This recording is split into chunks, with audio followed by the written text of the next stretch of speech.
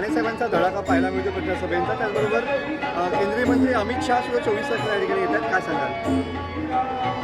साहेबांच्या दौऱ्याला म्हणजे जवळपास आता महिना होत आला. प्रत्येक तालुक्यामध्ये जिल्हा परिषद निहाय आमचे दौरे सुरू होते, आजही सुरू आहेत आणि मोठ्या प्रमाणामध्ये प्रतिसाद हा राणेसाहेबांच्या सभेला मिळतो आहे. लोक त्यांना ऐकण्यासाठी उत्सुक आहेत आणि उत्सुकतेपोटी ते त्या कार्यक्रमाला मोठ्या गर्दीने ते उपस्थित राहत आहेत. आणि आपण जर व्हिडिओ बघितले, आपण कार्यक्रम बघितला तर मोठ्या प्रमाणामध्ये लोक गर्दी करत आहेत आणि त्यांना राणेसाहेबांना ऐकायचं असल्यामुळे ही गर्दी होते. येणाऱ्या 24 तारखेला देशाचे गृहमंत्री अमित शहा साहेब पण रत्नागिरीच्या दौऱ्यावर येत आहेत.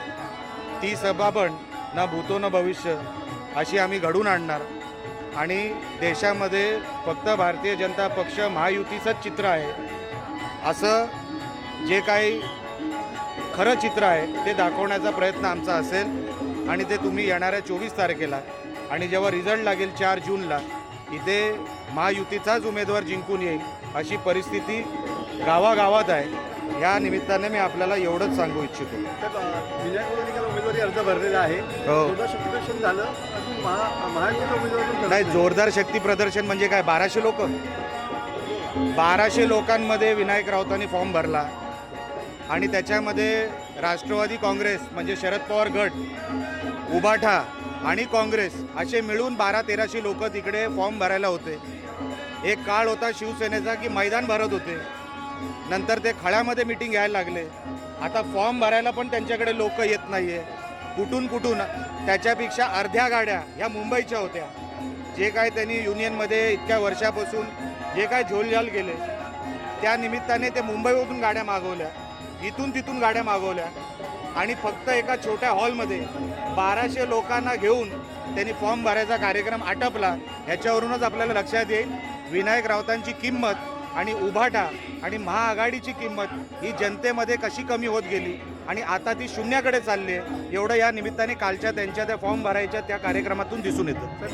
वैभव नाईक असं काल म्हणाले की काही भाजपच्या अदृश्य शक्तींचा हात आहे उमेदवारी जाहीर न होण्यामागे. मला वाटतं वैभव नाईकांसारखा रिकामटेकडा आमदार या अख्ख्या महाराष्ट्रात नाही.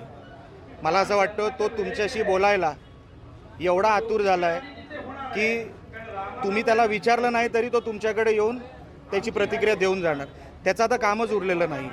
कुडाळ मालवण मतदारसंघ एवढा ओसाड पाडला या माणसाने, एक सांगण्यासारखा कारखाना उभा केला नाही, नोकरी धंदे नाही. वैभव नाईकाची किंमत वैभव नाईकच संपवतोय, त्यांची किंमतच नाही आहे तशी बघायला गेलं तर. वैभव नाईक काय बोलतो, आम्ही कधी काडीची किंमत देत नाही, कारण का वैभव नाईक हा शून्य माणूस आहे. एक तर आकलेनी शून्य आहे, विकासाच्या नावाने काही कळत नाही, प्रशासन कळलं नाही, आमदारकी कळली नाही. अशा भंपक आमदाराला किंवा अशा माणसाला प्रतिक्रिया देणं हे आमचा वेळ वाया घालवण्यासारखं आहे. म्हणून वैभव नाईक हा अतिशय फालतू माणूस आहे, त्याच्याबद्दल बोलणं म्हणजे टाईम वेस्ट आहे. उमेदवारी अर्ज भरणार आहेत. आम्ही महायुतीचा प्रचार करतोय. जेव्हा पक्षातून आदेश येतील आणि जसे आदेश येतील आम्ही 100% जे काय पक्ष सांगेल किंवा महायुतीमध्ये जे काय ठरेल त्या हिशोबाने पुढची पावलं उचलली जातील. सर, दीपक केसरकर असं म्हणतात की बरेचसे लोक अर्ज भरतील, लवकरच तुम्हाला उत्तर मिळेल म्हणून. काय कोण भरतील ह्याचं काय मी तुम्हाला सांगू शकत नाही. लोकशाही आहे, प्रत्येक माणसाला आपापला विचार करायचा अधिकार असतो. पण आमचं महायुतीचं मी तुम्हाला सांगू शकतो, वरतून आदेश आला की पुढची प्रक्रिया सुरू होईल. दीपक केसरकर म्हणतात की लवकरच तुम्हाला प्रश्नाचे उत्तरं मिळतील महायुतीच्या उमेदवार. हो, बरोबरच आहे.